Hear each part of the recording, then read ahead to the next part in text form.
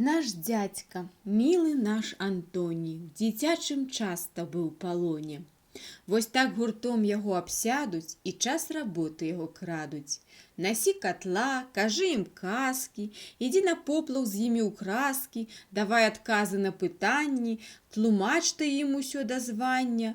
Адкуль, з чаго, дзе што бярэцца, вось гэта, тое, як завецца. І чаму так, чаму не гэтак? Прыхілен дзядзька быў да дзетак. Ён быў настаўнікам, суддзёю, калі бывала між сабою паспораць дзеткі ці паб'юцца, дык да каго тады звярнуцца, як не да дзядзькі, да Антося. Ох, слаўна з дзядзькам ім жылося. Яшчэ заметьце, што з малымі ён размаўляў як са старымі, і з імі радзіўся, спрачаўся, як роўны з роўнымі трымаўся.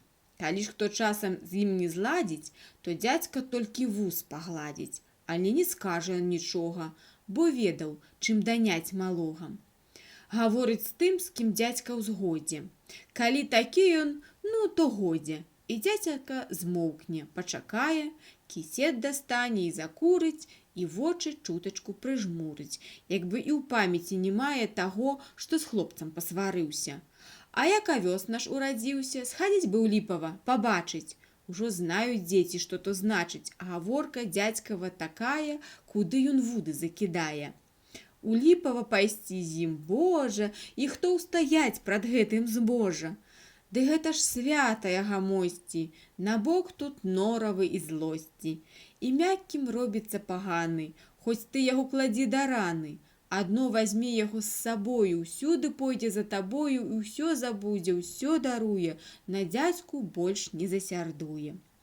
А чым жа Ліпава так міла? Чым так дзяцей яно маніла?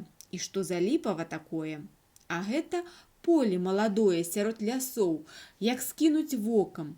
На тым абшары на шырокім раскошна нівы красавалі, а ў іх мільёны красак ззялі, як бы на небе тыя зоркі.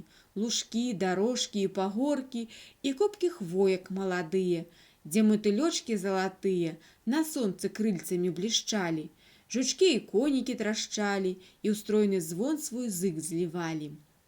Былі там пасекі, штогоду тут сотні блізшага народу дзялянкі лесу карчавалі, і на трацяк іх засявалі.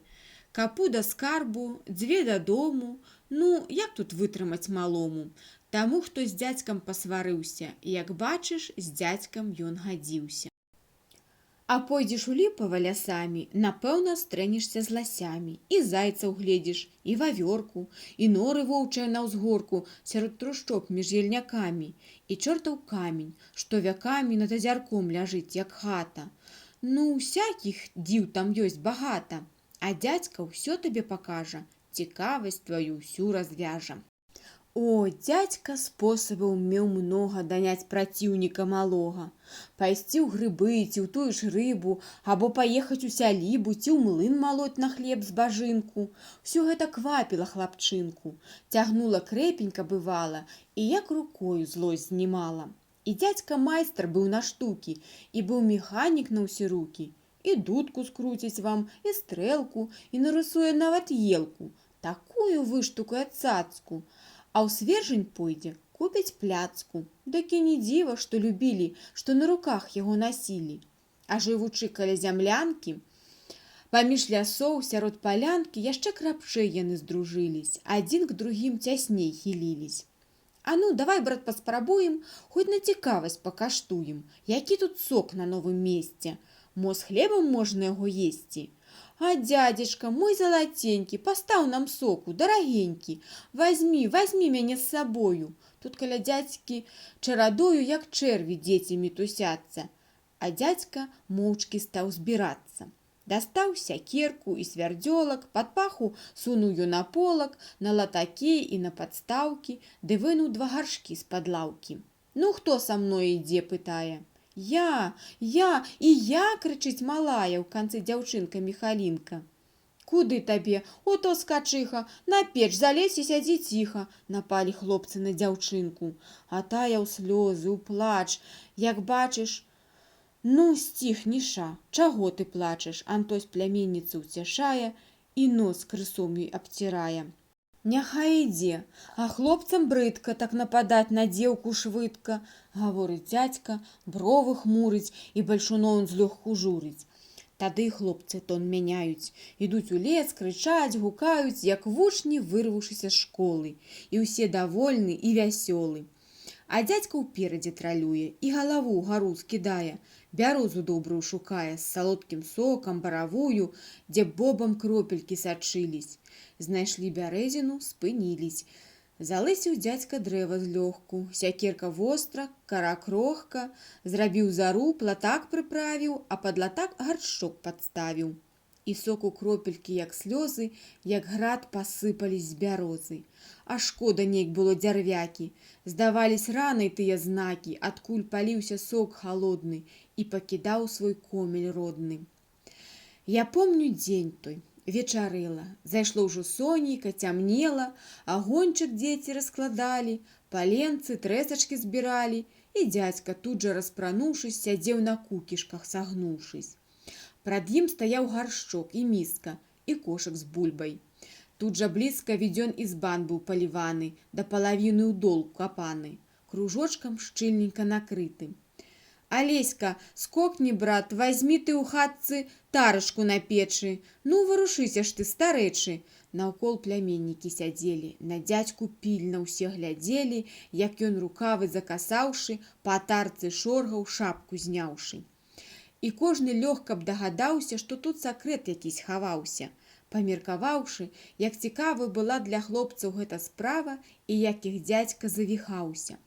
А хто б яшчэ мог болей цяміць, таму падразу прыйшло ў памяць, што дзядзька бульбу драў на клёцкі, каб згатаваць не па-жаноцку.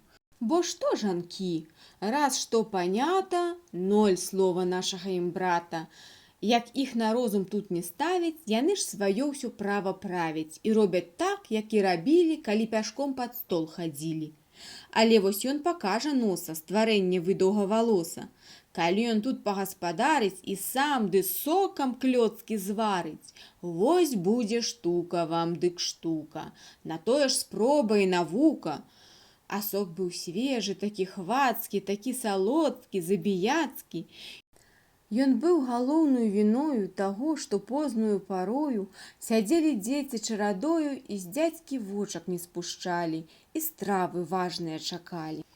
Эх, цмокаў дзядзька, наямося, зірнулі хлопцы на Антося і сліну ўсе яны глынулі, паветра носам зацягнулі.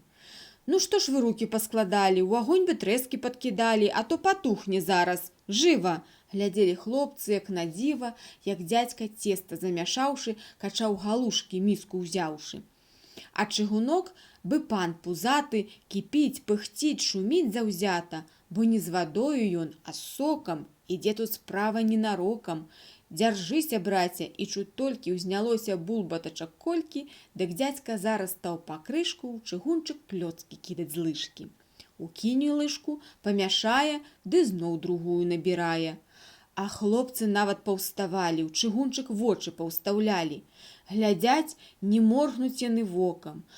Эх, мусіць смачны клёцкі з сокам. Ну, дзядзька, можа і гатовы, не сцерпіў Костусь, мовіў слова. Які ты, хлопча, нецярпячка, няхай цябе затопча качка, гаворыць дзядзька на хлапчынку. Няхай паварацца часінку, каб сокам добра праняліся, тады, брат, эх, адно дзяржыся. І дзядзька цмокнуў выразліва, і хлопцы зноў ждуць цярпяліва. А дзядзька, стоячы паволі, памешваў клёцкі. Ну, даволі, сказаў Антось, і ўсе ўздыхнулі, як бы гару з плячэй сапхнулі, і бліжэй к дзядзьку падступілись. Глядзі, мы ўжо пераварылись, але зазначыў палахліва. Ну, Костусь кажа, о то дзіва, не бойся, дзядзька лепей знае. Глядзі, брат, клёцка, унь якая. А брат ты мой, як булавешка, як скула тая, што ў дзямешкі. І ахаха, зарагаталі. А каб вы, падлы, не даждалі, гаворыць дзядзька, сам смяецца, аж лыжка з клёцкамі трасецца. Ну, языкі параспускалі, не дам вам клёцак і панюхаць. І стаў на клёцку дзядзька дзьмухаць. Пакаштаваць, каб было можна, і ў рот паднесці асцярожна. Замерлі хлопцы, ані зыку. Мінута важна і вяліка. Глядзяць на дзядзьку і чакаюць. і дядьку поглядом питають: ну як, ці смачно, ці солодкі? У зубы клёцку быў ляшчоткі, заціснуў дядька і губамі варушыць борзды, як часамі трусок ці зайчык над капустай, каб лепш дазнацца смаку густу. Падсмакаў дядька і усміхнуўся, зірнуў на хлопцаў, адвярнуўся, і тут, нічога не сказаўшы, як плюне дядька, пажаваўшы, траху чыгунчык ён нагою, і так абцёрся ён рукою, што губы і нос чырвоны сталі, і нават вусы затрашчалі. А хлопцы проста збілі з тропу і ў нейкім страсе і ў захопу на дядьку кухара глядзелі, як бы яны аслупянелі. Быў смешны дядька той часінай, з пустою лыжкаю, з тычынай, якою трэскі ён варочаў. А тут Алесек зарагоча, за ім адзін, другі паехаў. Такіх было тут жартаў, смехаў, што ўсіх трасло і калаціла, і дядьку смехам захваціла. Ну, дядька, як на смак, прызнайся. Паскудства, брат, і не пытайся.